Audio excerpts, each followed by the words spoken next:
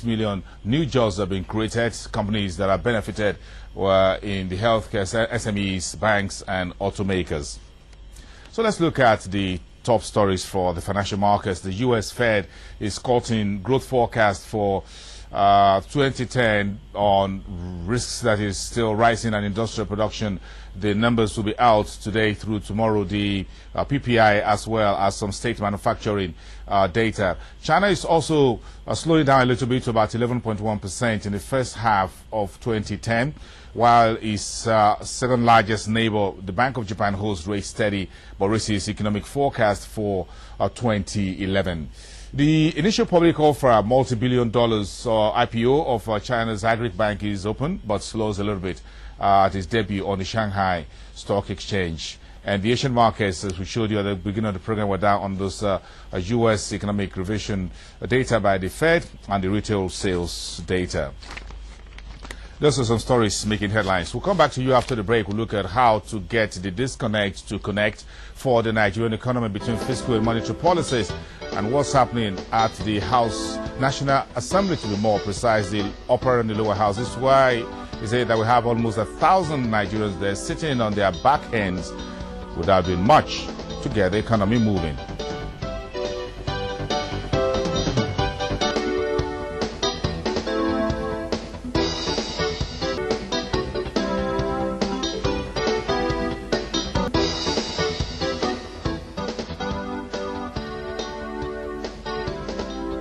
While economy that is going broke and a lot of chaos in how the affairs is being managed. So, well, one step forward, a few steps backwards. Of course, the excess crude account was created during the Obasanjo's administration. Crude oil prices about $150 a barrel. So, in his wisdom and the rest of his kitchen cabinet, the then President Obasanjo decided to create the excess crude account. When he left office, about $25 billion was in that account.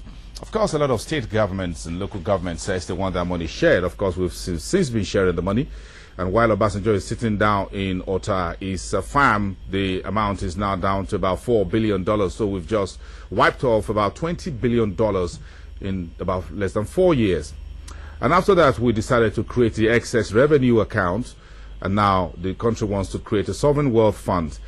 Sometime towards the end of June, we told you here on the show that there will be a lot of problem with the sovereign wealth funds. It's a very sophisticated way of investing in the global marketplace. So Nigeria is one of those late entrants to sovereign wealth funds, where countries such as Kuwait, Iraq, and a few others have invested, including Kingdom of Saudi Arabia, where hundreds of billions of dollars making money. So let's remind you what we told you back then and what Wale Oluwo, the Chief Executive Officer at BGL Securities, said about what the problem would be with the sovereign wealth funds. Of course, there was a disagreement on Tuesday this week about how to get the funding for these sovereign wealth funds. Let's listen. But a lot of things also depends on the kind of economic model that you run. I'll give you an instance. If you run a system where you have too much government in the economy, you are likely to have a lot of corruption, given the Nigerian scenario. So if you have a process or an economic process where it is the government institutions that's supposed to provide electricity for Nigerians, that means they'll be doing a lot of the importation of the power infrastructure and what have you. Those are the easy avenues to make money corruptly. But if you had it from a private sector point of view, you are likely to have a situation where, you know, the managers of the businesses are conscious of their performance on the stock exchange, their responsibility to their stakeholders, including shareholders. They have to pay dividends, so they must make money to be able to stay in business. But if it is public sector, a PACM man, whether he makes money or he does not make money, anybody steals money, it does not matter. It's like nobody's money. Well, where do we get this corruption entrenched, as it were? We talk about public sector on one hand, private sector on the other hand. Then we talk about public-private sector partnership. Yeah. Then we talk about privatization, let the private sector run businesses, as it were. So we apologize, we got very wrong. Q there to talk about the sovereign wealth fund. Of course, it's one of those issues about this agreement, how to get public-private sector run. Corruption on one side, but what's the problem really? We're running fiscal and monetary policies connect. Let's get back to Frank Aigbogun here in the studio with us from Business. Frank, thank you very much for listening on the program, as it were.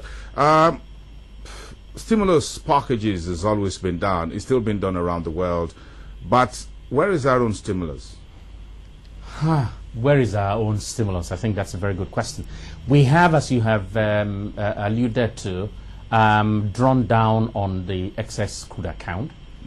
Presumably, part of it was to stimulate the economy.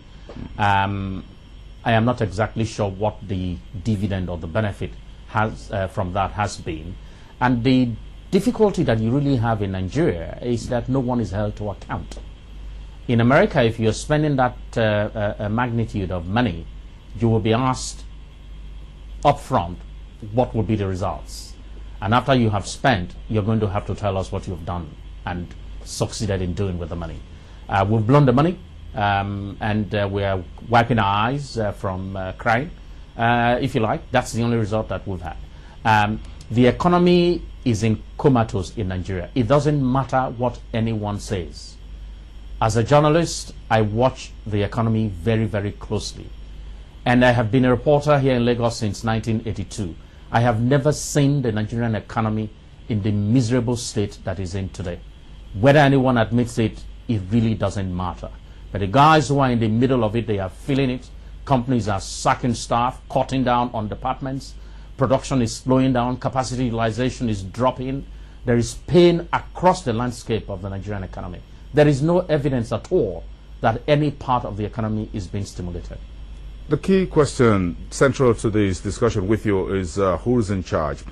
The legislatures, which the upper and lower house, if you look at what their colleagues do or still doing around the world, these are guys whose voices are heard in terms of moving the relevant bills, as it were, to stimulate the government to do the right thing or try to checkmate what the government is doing and put them on the right path, so that at the end of the day, you could have certain deliverables that are deliver what you call the dividends of deliberate fiscal policies. Sure. But our own upper and lower houses, how would you describe them? Well, I mean, I think you have to say very quickly that in every operation, there has to be a head. In a plane, there has to be a pilot. Now, the president is the head in, I mean, you will call him the chief executive of Nigeria PLC. We've had a misfortune.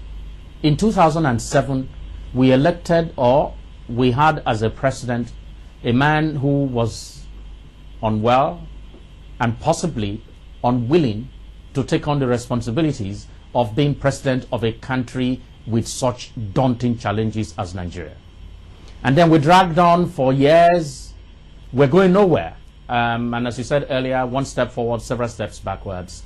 Now we have Jonathan in there, a man who never prepared to become president, and in all fairness, and who has been thrusted into that office following the misfortune suffered by the man who was his boss, Musa Yaradua. Now, where are we? Elections are months away.